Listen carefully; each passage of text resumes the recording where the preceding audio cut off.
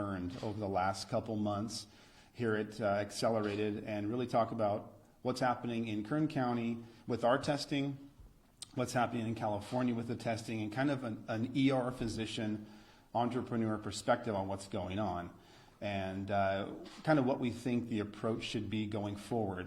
And Dr. Masihi and myself have been dealing with this as you have. I'm sure you guys are working from home, you're sheltering in place, you're isolating yourself, and we want to talk about if that still makes sense. So we want to kind of take everything we've learned and throw it against the backdrop of who we are. You know, we both have had extensive classes in microbiology and biochemistry and immunology. We've studied this for each of us 20 years, and we take everything that we're seeing today and we put that against that backdrop and say, does this make sense? Are we following the science? We keep hearing following the science. What is science essentially? It's the study of the natural world through experiment, through observation. So that's what we're doing. We're studying the disease around us. We're making observations. We're doing testing, experiments to figure out exactly what's going on. And so this has caused some severe disruption for Accelerated as we have people coming in 7 in the morning till midnight. We're reporting to the health department. We're calling patients back. And at the same time, our volumes have dropped significantly. The hospitals, their ICUs, or the health department empty, essentially. And they're shutting down floors. They're furloughing patients. They're furloughing doctors. So the health system has been evacuated in certain places. In New York, the health system is working at maximum capacity. In California, we're really at a minimal capacity, getting rid of our doctors and nurses because we just don't have the volume. The hospitals don't, as I've met with our CEOs twice in the last week, and we don't as well. So we're busy with paperwork for COVID, and we're all focusing on COVID. And so one of the things I'd like to talk about is when I talk to ER physicians around the country, what's happening? Well, because COVID has become the focus, people with heart disease, people with cancer, hypertension, and various things that are critical are choosing not to come in based on fear. So what that's doing is causing the health system to focus on COVID and not focus on a myriad of other things that are critical because we don't have the staff there, and the major component is fear. People are saying, I don't want to go get seen by my doctor. What if I get the COVID? So there is a lot of secondary effects to COVID that aren't being talked about. And so we'd like to kind of look at how we responded as a nation and why we responded. Our first initial response 2 months ago was a little bit of fear. We decided to shut down travel to and from China. These are good ideas when you don't have any facts. We decided to keep people at home and isolate them. Even though everything we've studied about quarantine, typically you quarantine the sick. When someone has measles, you quarantine them. We've never seen where we quarantine the healthy, where you take those without disease and without symptoms and lock them in your home. So some of these things, from what we've studied from immunology and microbiology, aren't really meshing with what we know as people of scientific minds that read this stuff every day. So that's kind of how we started. We don't know what's going on. We see this new virus. How should we respond? So we did that initially. And over the last couple months, we've gained a lot of data. Typically in Kern County, for instance, we've tested 5,213 people, and we have 340 positive COVID cases.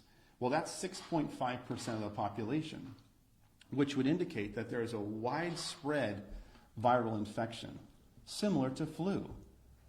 We think it's kind of ubiquitous throughout California. We're going to go over those numbers a little bit to kind of help you see how widespread COVID is and see how we should be responding to it based on its prevalence throughout society, or the existence of the cases that we already know about. So if we look at California, these numbers are from yesterday. We have 33,865 COVID cases out of a total of 280,900 total tested. That's 12% of Californians were positive for COVID. So as you guys know, the initial models were woefully inaccurate. They predicted millions of cases of death, not of prevalence or incidence, but death. That is not materializing. what is materializing in the state of California is 12% positives. Well, if we have 39.5 million people. If we just take a basic calculation and extrapolate that out, that equates to about 4.7 million cases throughout the state of California, which means this thing is widespread. That's the good news.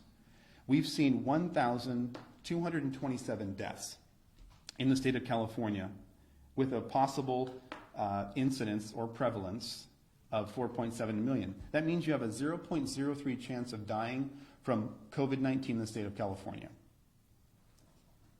0.03 chance of dying from COVID in the state of California. Does that necessitate sheltering in place? Does that necessitate shutting down medical systems? Does that necessitate people being out of work? So that's California, and that's. I also wanted to mention that 96% of people in California who get COVID recover with almost no significant sequelae or no significant continuing medical problems. So those are important statistics for the state of California. 2 months ago, we didn't know this. So I'm going to bring it to light now because we're sharing our own data. This isn't data filtered through someone. This is our own data. We found 6.5%, and then California has found 12%. So the more you test, the more positives you get, the prevalence number goes up, and the death rate stays the same. So it gets smaller and smaller and smaller. And as we move through this data, what I want you to see is millions of cases, small amount of death. Millions of cases, small amount of death. And you will see that in every state.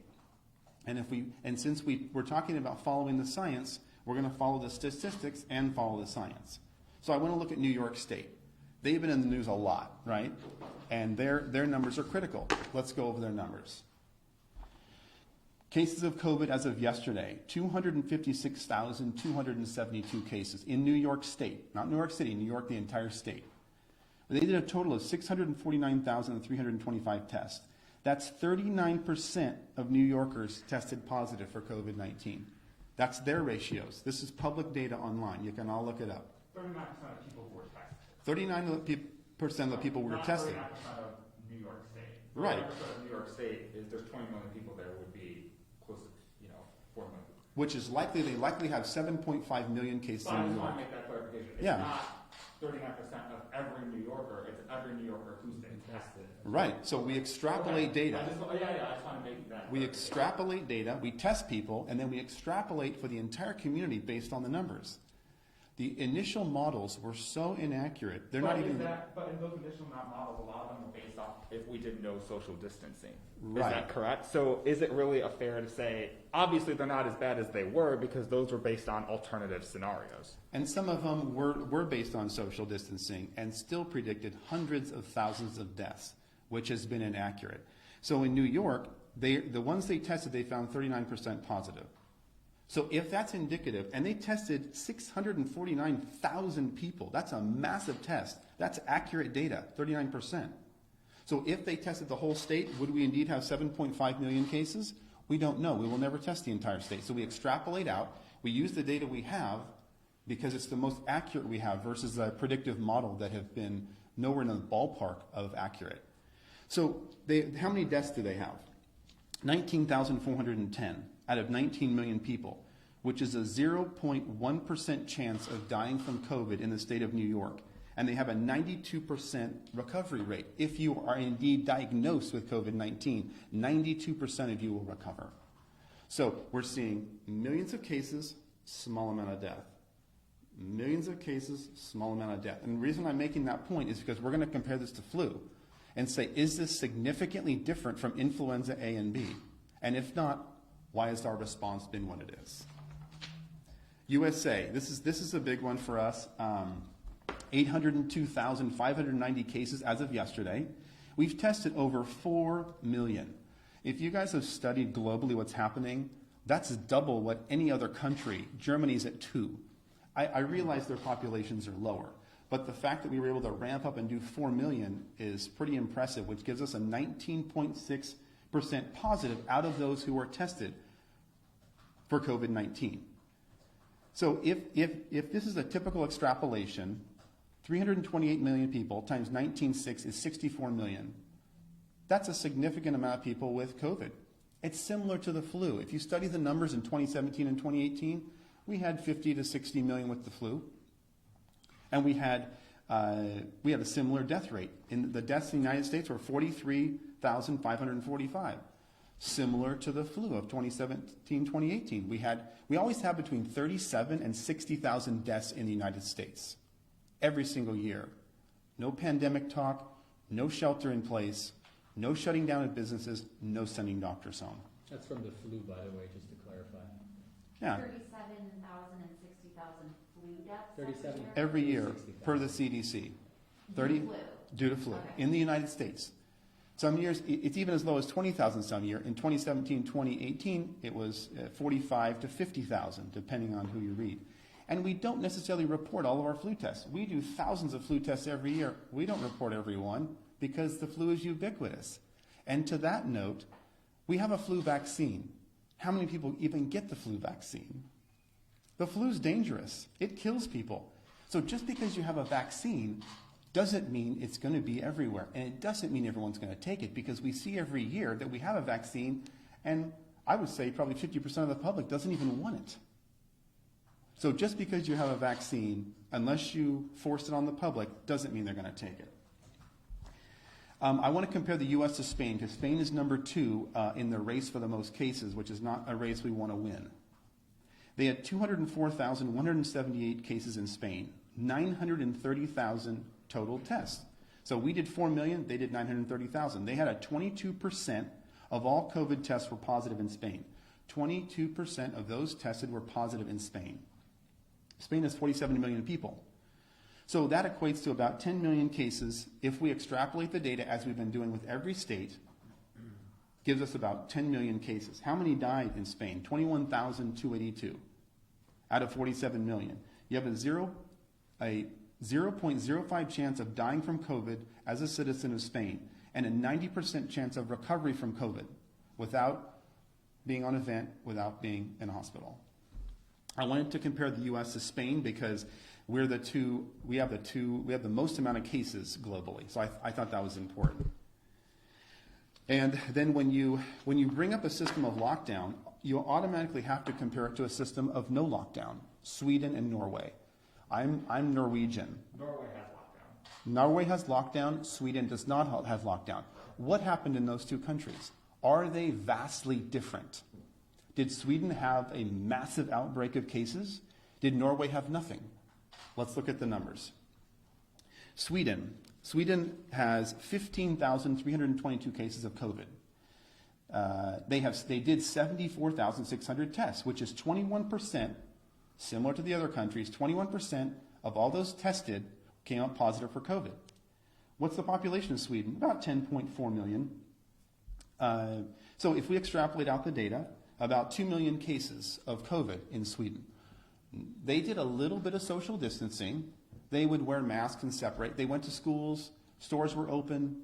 They were almost about their normal daily life with a little bit of social distancing. They had how many deaths? 1,765.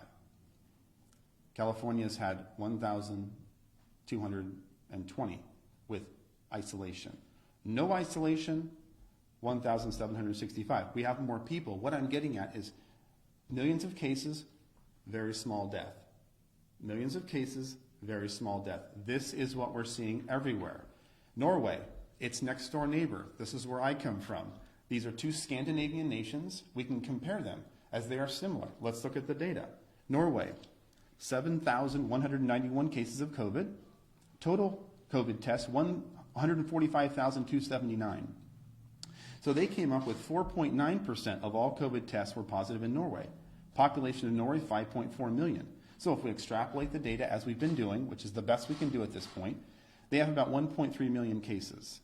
Now their deaths as a total number were 182, fairly small, but statistically insignificant from 1,700, you realize. Millions of cases, small amount of deaths. 1,700, 100, these are statistically insignificant. So you have a 0.003 chance of death as a citizen of Norway and a 97% recovery. Their numbers are a little bit better. Does it necessitate shutdown, loss of jobs, destruction of the oil company, furloughing doctors? That's the question I have for you. And I think the answer is going to be increasingly clear as we move through this data. The next thing I wanted to talk about is the effects of COVID-19, the secondary effects. COVID-19 is one aspect of our health sector. What has it caused to have us be involved in social isolation? What has it caused that we are seeing the community respond to? Child molestation is increasing at a severe rate. We could go over multiple cases of children who have been molested due to angry family members who are intoxicated, who are home, who have no paycheck. These things last a lifetime. This isn't about a seasonal flu. These are things that will follow these people and affect them in a negative fashion for their life. And these are secondary effects from COVID. And these are from me talking to ERs, talking to my doctors, and talking to people across the country and finding out what they're seeing. Spousal abuse. We see people coming in here with black eyes and cuts on their face. It's an obvious abuse case. These are things that will affect them for a lifetime, not for a season. Alcoholism, anxiety, depression, suicide. I talked to Donnie Youngblood and various people in the community, and I've asked them, how are things going? Suicide is spiking. Education has dropped off. Economic collapse. Medical industry, we're all suffering because our staff isn't here and we have no volume. These are all real things that I'm seeing every day. I don't read about this stuff. I'm seeing it in my clinics. We have clinics from Fresno to San Diego, and these things are spiking in our community. These things will affect people for a lifetime, not for a season. So let's make sure we're clear on that. So we've gone over the secondary effects. We've gone over the statistics. Now I want to compare flu virus. Is this significantly different? And I just got a little bit of data here. So deaths, per the CDC, 24,000 to 62,000 deaths each year. We had about 45 million total cases in 2017 with about 62,000 deaths, or a 0.13 chance of death from flu in the United States. As you know, our other numbers were 0.02. So the lethality of COVID-19 is much less. Now you've got hotbeds of it in New York, but again, we went over the numbers, 0.1% chance of death. Widespread, small amount of deaths. It's similar to flu, as a matter of fact. If we follow the science, as we've been asked to do, I'm following the science. This data is generated by the CDC, World Health Organization. The testing is generated by what we have done here. So we are following the science. Now I want to talk about the immune system. Dr. Masihi used to teach for immunology. We both had years of microbiology, biochemistry, and virology studies. We've made it our life's work to understand this stuff. And here, I'd like to go over some basic things about how the immune system functions so people have a good understanding. The immune system is built by exposure to antigens, viruses, bacteria. When you're a little child crawling on the ground, putting stuff in your mouth, viruses and bacteria come in, you form an antigen-antibody complex, you form IgG, IgM. This is how your immune system is built. You don't take a small child, put them in bubble wrap in a room and say, go have a healthy immune system. This is immunology, microbiology 101. This is not something, this is the basis of what we've known for years. What I'm seeing is when you take human beings and you say, go into your house, clean all your counters, Lysol them down, you're going to kill 99% of viruses and bacteria. Wear a mask, don't go outside. What does that do to our immune system? Our immune system is used to touching. We share bacteria, staphylococcal, streptococcal bacteria, viruses. We develop an immune response daily to this stuff.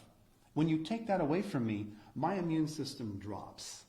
As I shelter in place, my immune system drops. You keep me there for months, it drops more. And now I'm at home, hand washing vigorously, washing the counters, worried about things that are indeed what I need to survive. Let's follow the science. This is immunology, folks. This is microbiology. This is what we've combined together. We have 40 years of experience in this. This is common sense immunology. So quarantining and social distancing is worse for us, you're saying? It decreases your immune system. You can't build an immune system by, if someone has a reduced immune system, you hide them away because they can't build an immune system. If you have a normal functioning immune system, you need interaction. When a child is in a womb, you're in this protected environment. When you come out, you have almost no immune system. You develop that through touching your mouth, touching your eyes, virus, bacteria, immune response, IgG, IgM. This is how you build a strong immune system. You think people are worrying too much? Of course they are, but that's from media telling them to. I am telling them sheltering in place decreases your immune system. And then as we all come out of shelter in place with a lower immune system and start trading viruses and bacteria, what do you think is going to happen? Disease is going to spike. And then you've got disease spike amongst a hospital system with furloughed doctors and nurses. This is not the combination we want to set up for a healthy society. It doesn't make any sense. So is Dr. Fauci wrong then when he says that COVID-19 is shown to be nearly 10 times deadlier than the flu? Initially, maybe that was true. But again, I'm going through the numbers. I'm not saying who's wrong or right. I'm going through the science and through the numbers. And I, like you, have been watching media and studying this for 2 months, night and day. I go to bed at 2 or 3 in the morning. Every day I read after my shift and I say, what's going on here? I'm not in an ivory tower. I'm in seeing patients every day and I'm collecting my own data. I didn't have data 2 months ago. I just shared my data. 6.5% of all patients we tested are positive. That's actual, unfiltered, non-political data.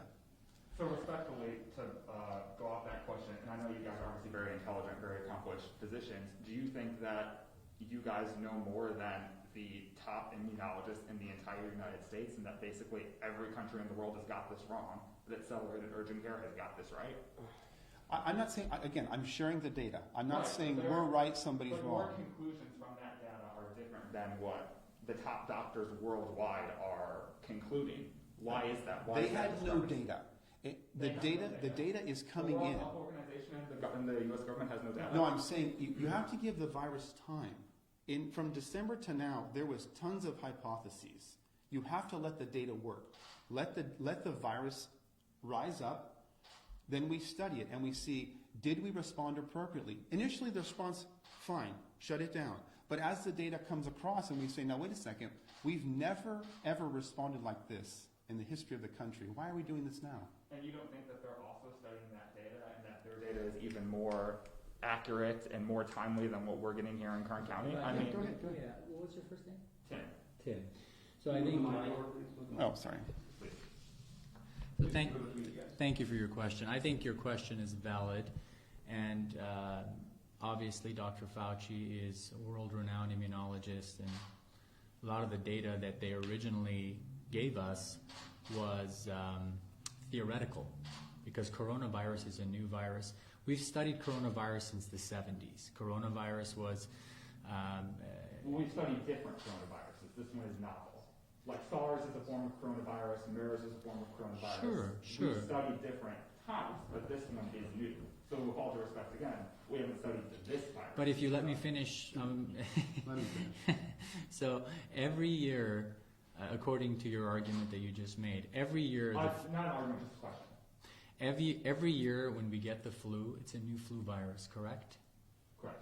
But 99% of it is flu, correct? The way viruses change, they undergo mutations through their DNA, deoxyribonucleic acid.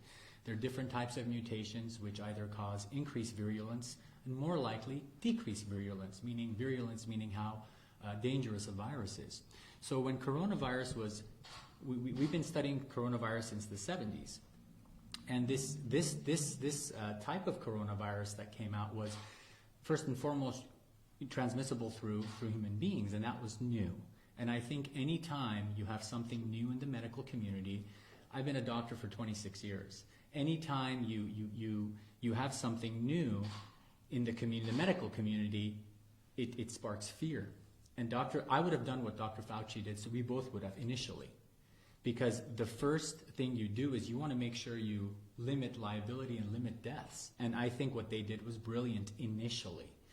But, looking at theories and models, which is what these folks use, is very different than the way the actual virus presents itself throughout communities. And there's different communities we're talking about here. Bakersfield, a lot more widespread than Manhattan. Very, very different. So you can't really... theory and reality are not always the same, and that's what Dr. Erickson is presenting. It's not about being right or wrong. Medicine, what they teach us is you practice medicine. I'm learning every day. So is Dr. Erickson. We all learn every day. It's not about being right, who's wrong. It's not a basketball game, who made the basket, who didn't. It's about looking at trends and saying, hey, we're not seeing what they've been talking about. For the past 6 to 8 weeks, we've crippled the economy. There's a lot of domestic issues going on. Is social isolation warranted for the healthy? So I understand that you guys are seeing drawing different conclusions from the same data. Why is that? That's my question. Because we're actually seeing the patients. Dr. Fauci hasn't seen a patient for 20 years. I'm just saying, it's in general, a lot of the figureheads are not, it's like the general contractor versus the sub. He's not seeing patients, he's in an ivory tower. And we have a world of respect for him. He's a world-renowned immunologist. Two different things. He's an academic. We've dealt with academics all of our life. I did surgery at USC and Loma Linda, all academics. But academics and reality is two different things. So we're just presenting our data and our opinion as medical professionals in this community. I was going to say, so you're not necessarily talking about a community in Manhattan, which obviously is much well, we more don't. dense. We haven't. I haven't been to Manhattan for 20 years, Just right? for that purpose. Yeah. So let me ask this. So I mean, in your professional expertise, both of you guys, very prominent here in the community. Why do you think we are taking these measures? Why do you think that? Governor Gavin Newsom. Why do you think he's taking these measures to have California being on a strict shutdown right now? Well, again, as a leader, you listen to the people around you, and they make decisions on different timelines. And so Gavin Newsom has people around him telling him, we think this is the best move for now. And then early on, we told people the truth changes every 2 hours, because it was. As the data moves, as we do our own testing, I'm giving a different answer now than I would have a month ago, because I understand the progression of disease in this area. I also understand the progression of disease elsewhere, because I look at their data. I don't have to live in Manhattan to watch their disease process, to watch how many positives in the community, and to understand how diseases spread. For instance, nobody talks about the fact that coronavirus lives on plastics for 3 days, and we're all sheltering in place. Where'd you get your water bottles from? Costco. Where'd you get that plastic shovel from? Home Depot. Those are fomites and carriers of disease. So you take your family sheltering in a place that you think is safe, and you're taking fomites with disease that they've shown that lasts 3 days. Are you really protecting yourself from COVID? Does that make sense to you? It doesn't make sense to me. And if I swabbed things in your home, I would likely find COVID-19. And so you think you're protected, but you've got fomites coming from, Home Depot and Lowe's. And it's okay for us to be mingling in those situations, but we have to not go to work. It's okay for us to go to Costco, but not to church. Do you see the lack of consistency here? From a microbiological, immunological standpoint, that doesn't make sense. If you're going to isolate people, you need to shut these all down, because that's how the fomites are being transferred. When you go to Del Taco and you get a plastic bag or piece on your burrito from someone not wearing a mask who was just wiping their arm on your thing, do you think you're protected from COVID? When you wear gloves that transfer disease everywhere, those gloves have bacteria all over them. I'm wearing gloves, not helping you. As your mask that you're wearing for days, you touch the outside of it, COVID, and then touch your mouth. This doesn't make any sense. We wear masks in an acute setting to protect us. We're not wearing masks.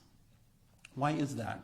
Because we understand microbiology, we understand immunology, and we want strong immune systems. I don't want to hide in my home, develop a weak immune system, and then come out and get disease. We have both been in the ER through swine flu and through bird flu. Did we shut down for those? Were they much less dangerous than COVID?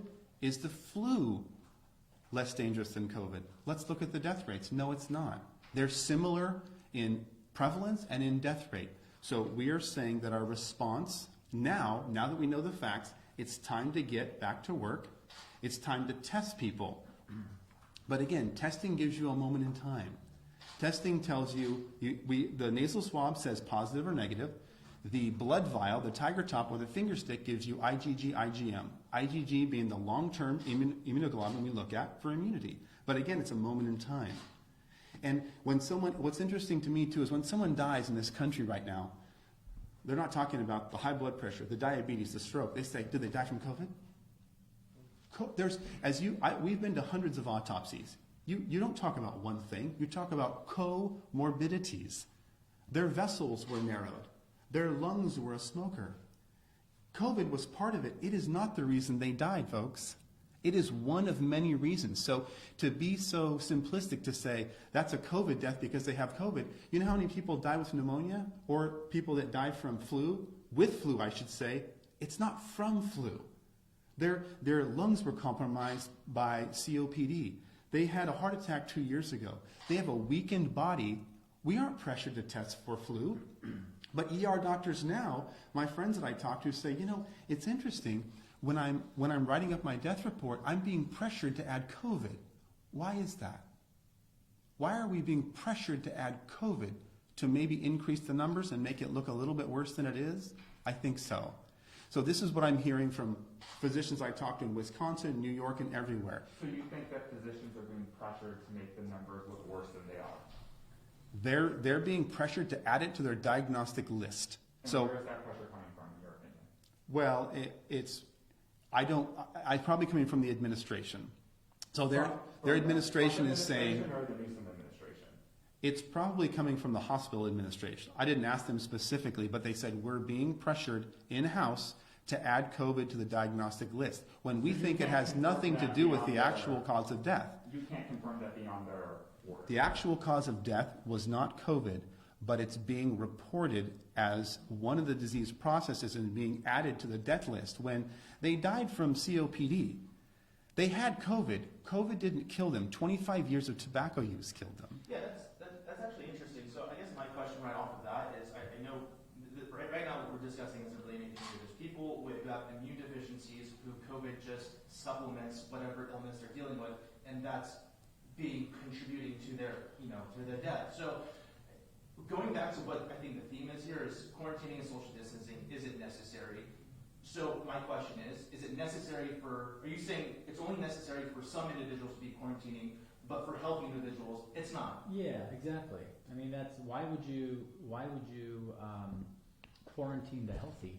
If you're young and healthy, why would you quarantine yourself? It doesn't make any sense. You quarantine the ill, and we were. Don't they say that one of the reasons to do that is because so many people are asymptomatic, and then they may take it home and spread it to someone who is immunocompromised. Sure. Isn't that part of the reasoning? 25% of patients who have COVID are asymptomatic, which is why we advocate for widespread testing. In order to open the economy, you have to have widespread testing. That's number one, no question about it. But historically, if you look at biblical times, you look at leprosy, Mycobacterium leprae, which is the bacteria that causes it. They isolated the sick. They didn't isolate everybody else. So isolating the healthy just doesn't make sense, in our opinion. So you guys think herd immunity is kind of the way to go then? Absolutely. I think so. There's I two think so. ways. Well, there's two ways to get rid of a virus, right? Either it burns itself out or herd immunity. For hundreds of years, we relied on herd immunity. Viruses kill people. End of story. The flu kills people. COVID kills people. But for the rest of us, we develop herd immunity. We develop the ability to take this virus in and defeat it. And for the vast majority, 95% of those around the globe, this is true. And when we look at people that have locked down and people that haven't locked down, we have massive data. It is not statistically significant whether you lock down or not. So why are we doing it? Do you think it's safe for the state to lift the lockdown? Yes. Would it be safe for people to be Yes. outside right now? Yes. I'm outside with no mask. Are the gloves and masks maybe a little bit too much right now? Is that kind of what you're saying in some Well, sense? again, do you want your immune system built or do you want it not built? The building blocks of your immune system is virus and bacteria. End of story. That's how you build it. And there's normal bacteria and normal flora. There's normal bacteria and normal flora that we have to be exposed to. Bacteria and viruses that are not virulent are our friends. They protect us against bad bacteria and bad viruses. So right now, if you look at Dr. Erickson's skin or my skin, we have strep, we have staph. All staph isn't bad, all strep isn't bad. They protect us against opportunistic infections. That's why when a baby comes out of the womb for the first 3 to 6 months, they're extremely vulnerable to opportunistic infections, which is why when we see a little baby in the ER with fever that's 1 month old, you do a spinal tap, you do a chest x-ray, you do blood cultures, you do urine cultures. But if you had a fever, I wouldn't do that for you. Why? Because that baby does not have the normal bacteria and flora from the community, whereas you do, because you've interacted with, you've gone to the gas station, you've gone to Home Depot. That's the difference. Normal flora, we all need normal flora. What Dr. Erickson's saying is when you are self-isolating at home for 2 or 3 months, you lose that normal flora. So I guarantee when we reopen, there's going to be a huge, huge amount of illness that's going to be rampant because our immune systems have weakened. And that's just basic immunology and virology. I just wanted to ask Dr. Erickson if you were done with your presentation or if you had more things to talk about, because I'm let's see here. saving my questions for the end, and I just wanted to make sure. I had some conclusions, but basically our conclusions are that when I look at the basic tenets that we know of microbiology, and I say, do we need to still shelter in place? Our answer is emphatically no. Do we need businesses to be shut down? Emphatically no. Do we need to test them and get them back to work? Yes, we do. The secondary effects that we went over, the child abuse, alcoholism, loss of revenue, all these are, in our opinion, a significantly more detrimental thing to society than a virus that is proven similar in nature to the seasonal flu we have every year. We also need to put measures in place so economic shutdown like this does not happen again. We want to make sure we understand that quarantining the sick is what we do, not quarantining the healthy. We need to make sure if you're gonna dance on someone's constitutional rights, you better have a good reason. You better have a really good scientific reason and not just theory. We're going to work diligently to find a vaccine. And one of the most important things is we need our hospitals back up. We need our furloughed doctors back. We need our nurses back, because when we lift this thing, we're going to need all hands on deck. I know that the local hospitals have closed 2 floors. Folks, that's not the situation you want. We're essentially setting ourselves up to have minimal staff, and we're going to have significant disease. That's the wrong combination. So that's kind of the gist of what we wanted to get across today. And I've been working with some of the leaders, and I've talked to the head of the CDPH. I've gotten their opinion on this, and a lot of the leaders in Sacramento. And we're all in agreement. But we need to have Governor Newsom in agreement with us to lift this ban. I've talked to our local head of the health department, and he's waiting for that. Even though they're in agreement with me, they're waiting for the powers that be to lift. Because the data is showing us it's time to lift. So if we don't lift, what is the reason? Well, I want to ask you about testing here in Kern County. We have, according to public health, just under 3,600 pending tests. If you compare that as a percentage to the rest of the state, that's very high, given we have 900,000 people in the state of 39.5 million. Why is, I know you're not public health, why is our testing, the speed at which it gets done here in Kern County seemingly so bad? Well, demand. Unless you're going to grab people from their homes, people are afraid. They're sheltering in place. They're having problems with their diabetes and they won't come in. Do you think they're going to come in for a test? Not in your life. They're sheltering at home. So a lot of times you've probably seen our marketing. We do coronavirus testing. We've called the major businesses. You have to have people actually come to perform the test. If they're afraid to come in, which a lot of people are, we can't get the data.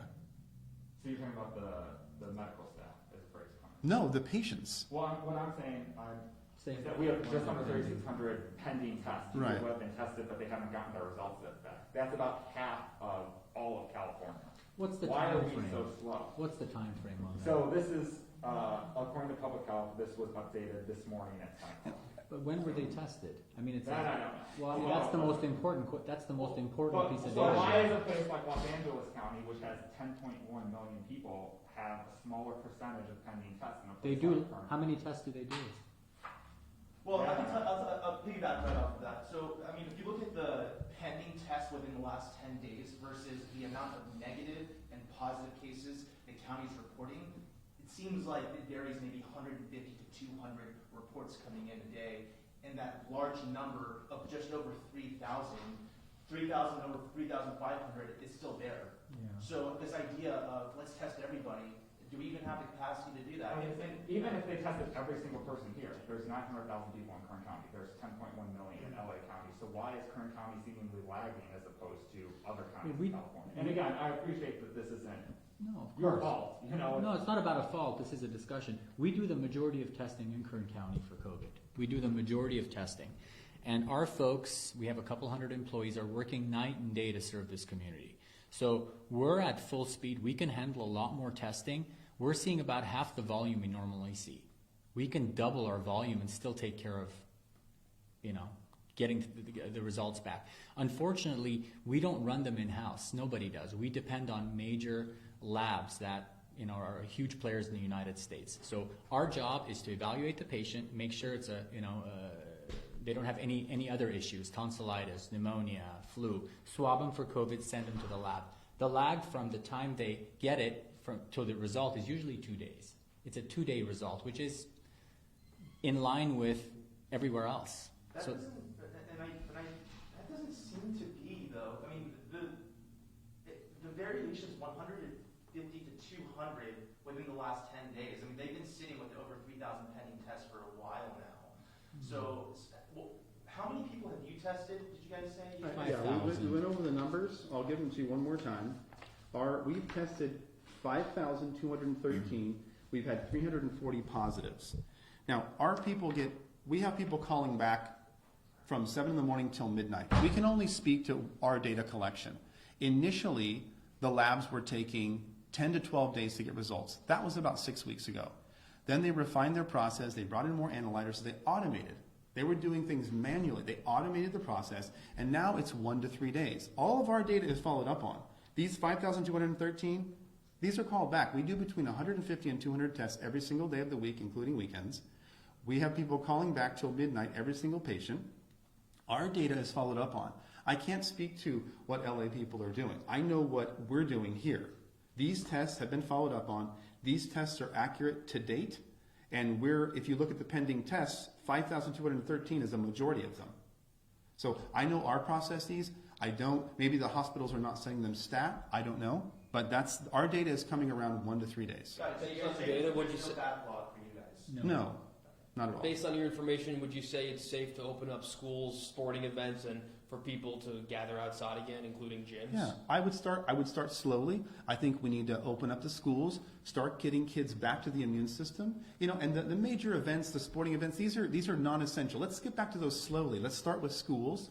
Let's start with Cafe Rio and the pizza place here, because I can go into Sully's right now, which I did this morning. There was 25 people in there, and I can stand in line for 10 minutes, but I can't go in Cafe Rio and sit there for 10 minutes. Does that make sense to you guys?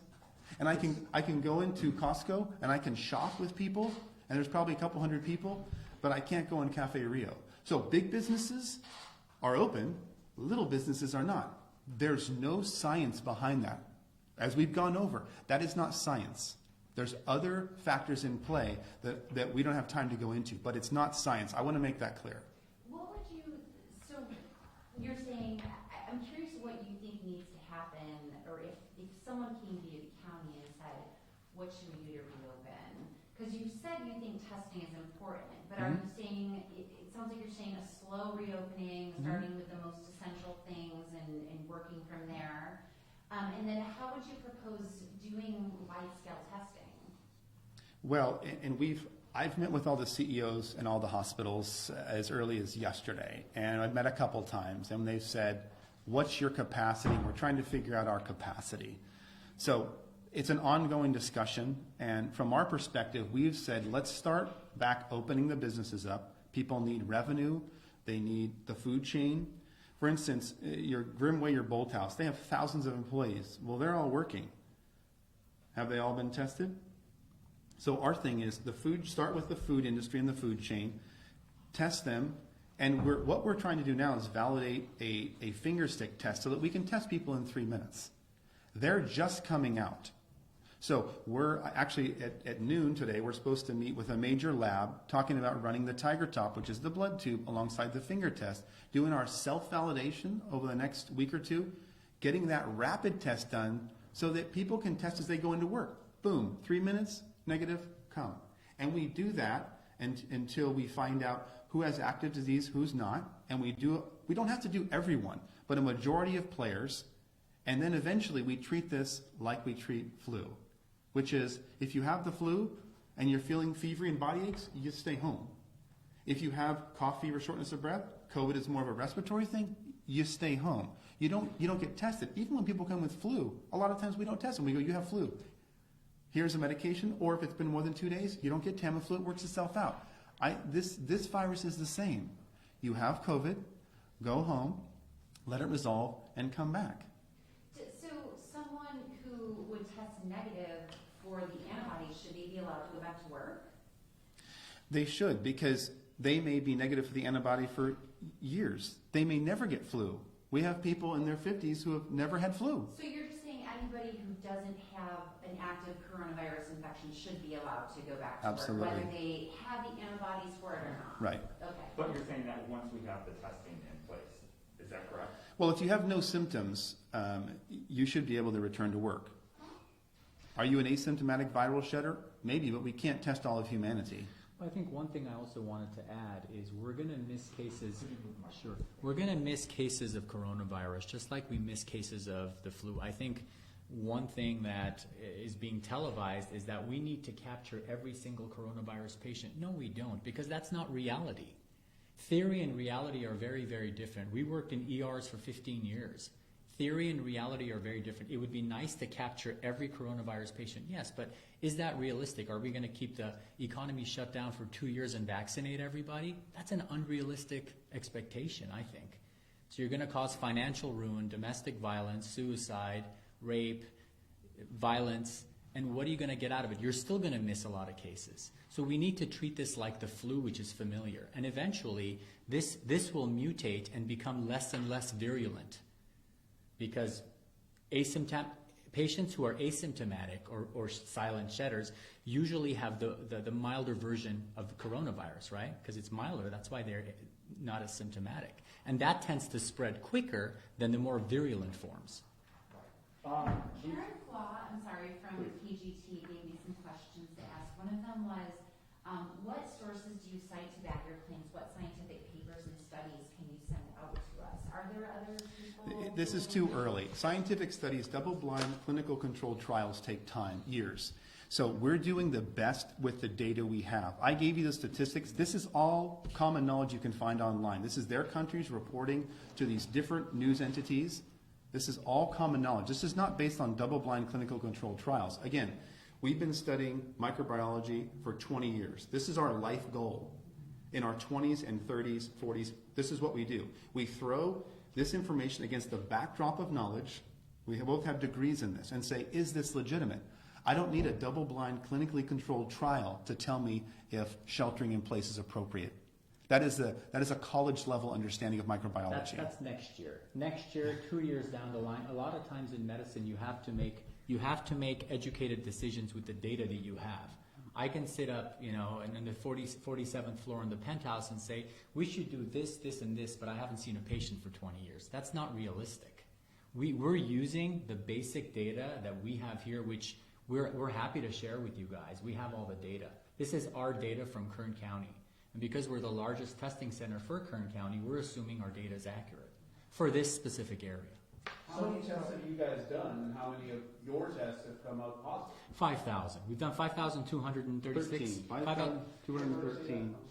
That's okay. 5,213, and we have 40 positive. 340 6.5% is our number. Is it coming to the point where it's getting unhealthy to stay inside and doing all these shelter-in-place orders?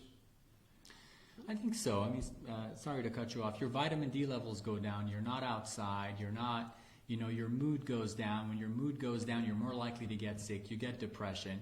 Going outside is healthy. I mean, why can't you go to the park and walk around, but you can go to Home Depot and nobody's wearing a mask? It doesn't make sense. The inconsistencies and the incongruencies make no sense. That's the bottom So when line. Governor Newsom says restaurants, after the stay-at-home order, you might see waiters and waitresses wearing gloves and masks and giving you disposable menus, you guys disagree with that? No, it's not. We don't disagree with that. I mean, I think you can look at it from two different ways. I think if you're healthy and you don't have significant comorbidities, and you're not immunodeficient, and you're not elderly, you should be able to go out without any gloves and without a mask. I think if you are those things, you should either shelter in place or wear a mask and gloves. I don't think everybody needs to wear a mask and gloves because it reduces your bacterial flora.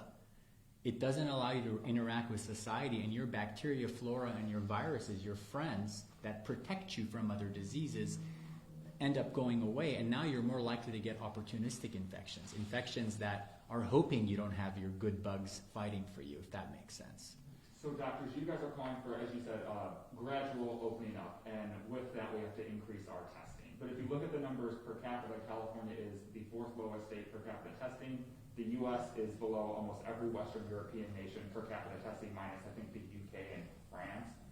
And Germany. Places like, no, we're lower than everybody minus the UK and France per capita.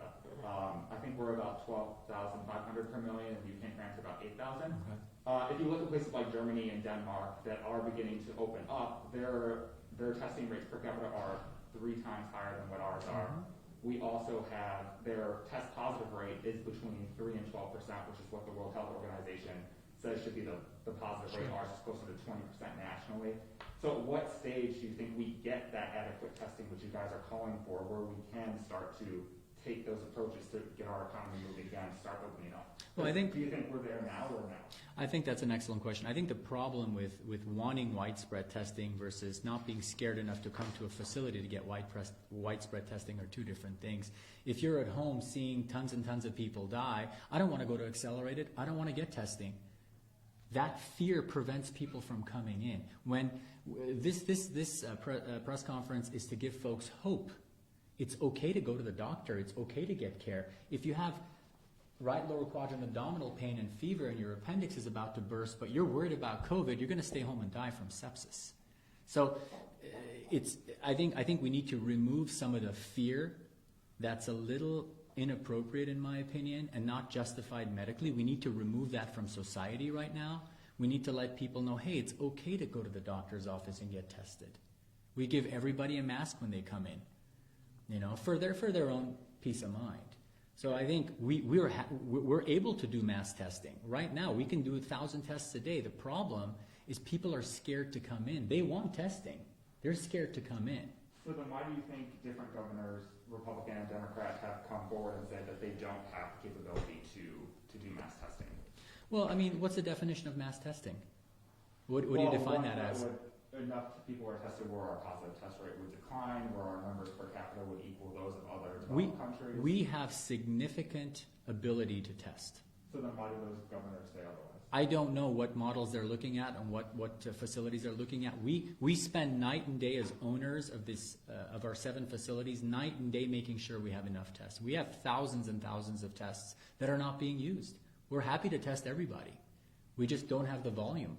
And because of that, our business is suffering, and so is every other medical business in town, including the big hospitals. Does insurance cover the testing? It does. Tests? It does. Yep, it's just a copay. And if you don't have insurance? Then our fees are very, very reasonable. It's $175 before 5 and $200 after 5 and on weekends. For all 3 tests?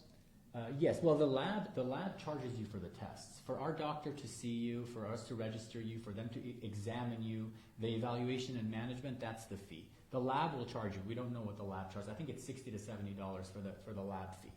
But the insurance covers everything.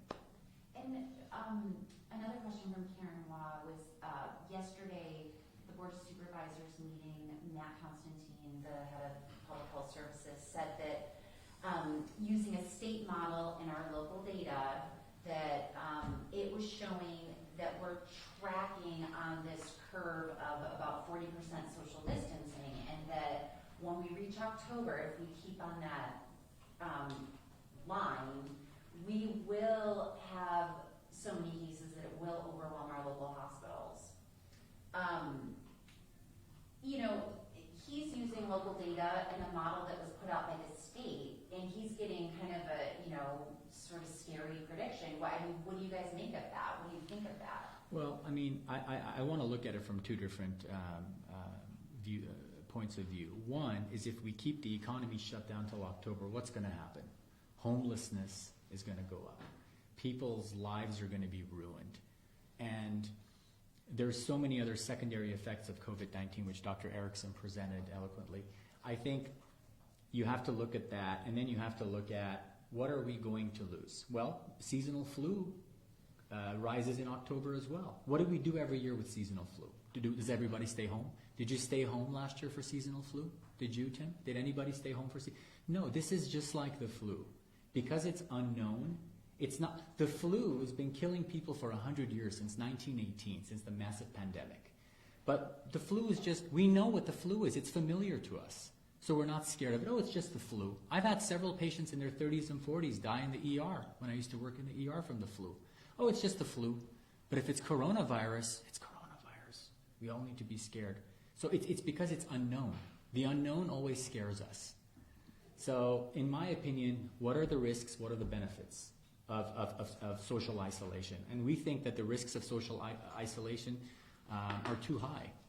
So you guys own and run this facility, is that correct? Mm-hmm. We have 7, yes, all of them. Yep. What would you say to critics who would say, well, they've got a stake in this game, they are pushing this data, or their representation of this data because they don't want to lose money? What would you say to those folks who say, I'm going to believe, maybe someone else who, the wider world scientific community who says these two doctors, despite their, intelligence, they have an ulterior motive? What would you say to those people? Talk to ER doctors who have no ulterior motive. They have the same viewpoint. There's a post today from a doctor from Wisconsin. I encourage you all to read it. I'll share his story with you.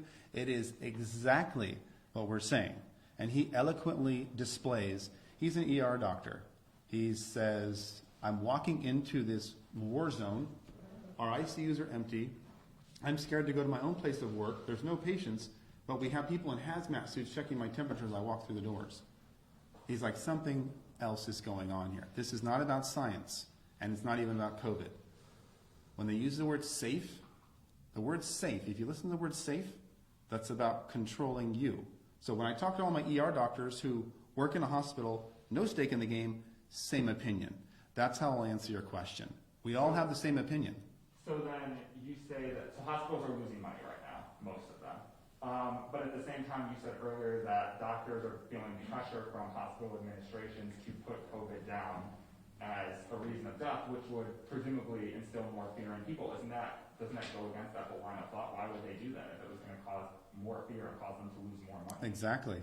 There's something else going on, and that's a different discussion. We don't know. I mean, we're just here to present the scientific facts. That's a political discussion. Yeah. So you think some hospital administrators are undercutting their own bottom line? We're presenting the medical data here. I mean, what I think about politics is irrelevant. We're presenting the medical data. We need to stay on things that we can answer intelligently, which is not why does a CEO of some hospital in Wisconsin do that. We need to stay on the topic of, do we need to shelter in place, and does that make sense from the microbiology knowledge?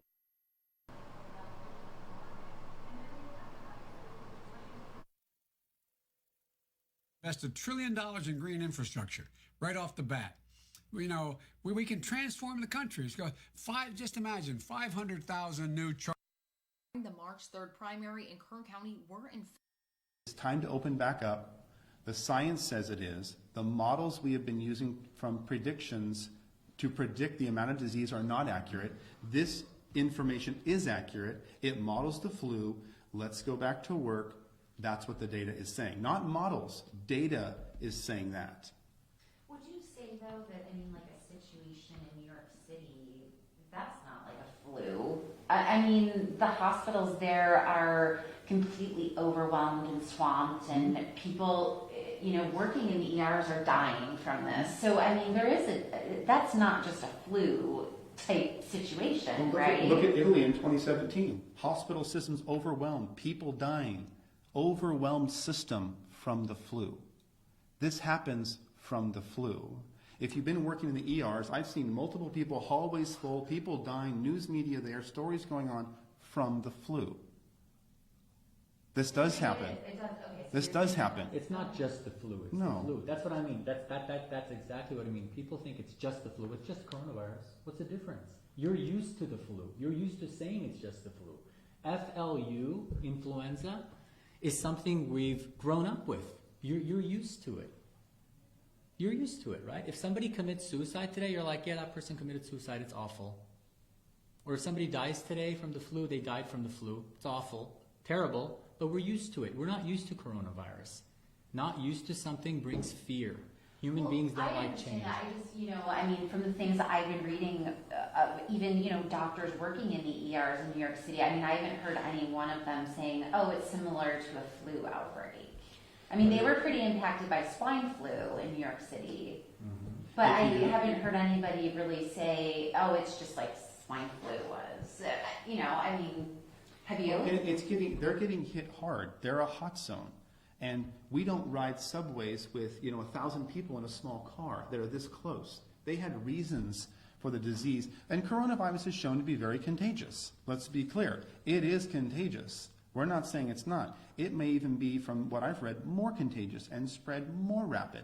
But the actual cause of death and the disease cycle is similar to what we're seeing from the flu, with more of a respiratory component. And they were screaming for ventilators. What percent of people die on ventilators? 80, 90%? Once you're on a ventilator, if you understand, you're in a bad shape. And they're screaming for 30,000 ventilators that they didn't use, right? They're screaming for a lot of things. 30,000, they used 5. How many 100% over did they order? How many hundreds of millions of dollars? Entire companies, GM, were forced to switch their production lines. For what? I'm saying the secondary causes of what we're seeing, oil shutdown. We have predictable negatives from lockdown. Predictable negatives. Corona has unpredictable negatives. No, I see what you're saying. I mean, it sounds like you're saying, we actually have some data to look at now, and in the beginning we didn't really know, but now we can draw some conclusions. And those conclusions that you guys were able to draw, really the entire nation, do you think, respectively, the numbers are low in those ratios that you were mentioning, the fatality versus how many people have them, because we've been social distancing? Now, you don't think it's because, since we started doing these, that those models that our County Health shows how effective social distancing is, that's all false? But that's why we went over Sweden and Norway. We went over Sweden and Norway because you have lockdown, no lockdown. Sweden, no lockdown. Norway, lockdown. That's 10 million, that's 15 million people. We have the data. That's what I just went over with you. Lockdown. Norway and Sweden also have drastically different testing standards and metrics. Norway is basically testing everybody. Sweden, they're only testing you if you end up in a hospital. No, that's not accurate. They're not testing everybody. Well, of course, they're not testing all 5.5 million Norwegians, but their testing is much more widespread. The bottom line is, from those of us who study it and have a background in this, is lockdown versus non-lockdown did not produce a statistically different number of deaths. That is the bottom line. That we know of. Right, so people could be dying in their home or from other things, but if they're not being tested, then they don't know what the cause of death is. Yeah, and if you were to give me a test on analyzing these numbers and I probably wouldn't perform so well. I guess what I'm trying to cross-reference is I hear our president, I hear our governor say social distancing is working. And you guys are saying it's not needed. So I guess that's what I'm trying to wrap my head around. Like, why is that? It was needed initially. Are they lying? It was needed initially. They actually, we both agree with exactly what they did initially because we didn't know. It was an unknown. Now it is becoming known. Initially, when you don't know something, you're extra careful because you're fearful. It's just like when you see a patient and they're very sick, you test for everything because you're scared. You're fearful. But then as you see more of those patients, you realize, hey, I know what to test for, right? It's shotgun effect versus sniper effect, right? So initially when this data came out of a new virus that's lethal, they went all out. And I think that was appropriate. But now that we have the data, we're seeing that 97% of patients completely recover. And those 4 patients that die, they have over 90% comorbidities. Let's run through that one more time. Out of 100 people, if 96 do fine, the 4 that die, 90% of those 4 have comorbidities. Heart failure, emphysema, rheumatoid arthritis, lupus. They're on immunomodulating medications. They're immunodeficient, HIV. These are the people that are dying. You get some healthy people that die, but that's an infinitesimal number. Tiny. So, and you think that that differentiation of the conclusions that you doctors are drawing versus them is because they are academics or something along that line? Is what you were saying? Well, I think we're in the weeds. We work with this every single day, and the numbers don't make sense to us. And they don't make sense to ER physicians and physicians all over the country. It's not just us. Okay. And then my final question, just to make sure we get it right, I think you guys did this. Please get your first or last name or spelling, please. Your first or last name or spelling, please. Thank you, sir. Dan Erickson, that's DANERICKSON. Perfect, thank you. Artin, ARTIN, MASSIHI. Awesome, thank you guys. Thank you, guys. Thanks for your time. ARTIN? Yes. Thanks, Brian. Hey guys, thank you so Thank you much. so much. Appreciate you And guys. you guys are the co-owners of Yeah. Accelerated Urgent Care? Okay. I'm just looking through to make sure that I answered all of Karen's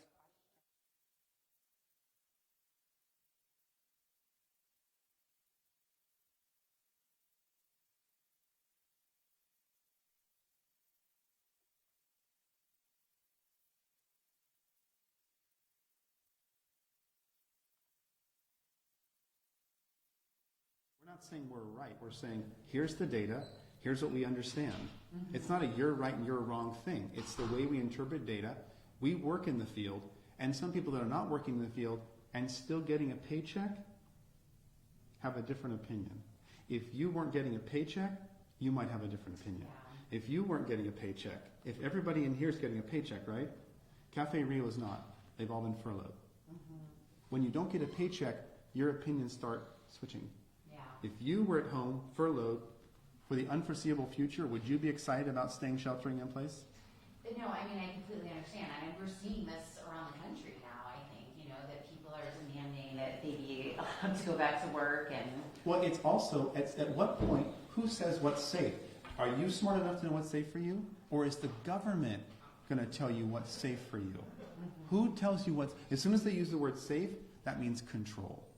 We know what's safe for you. You're too dumb to understand disease, you see. We know what's safe.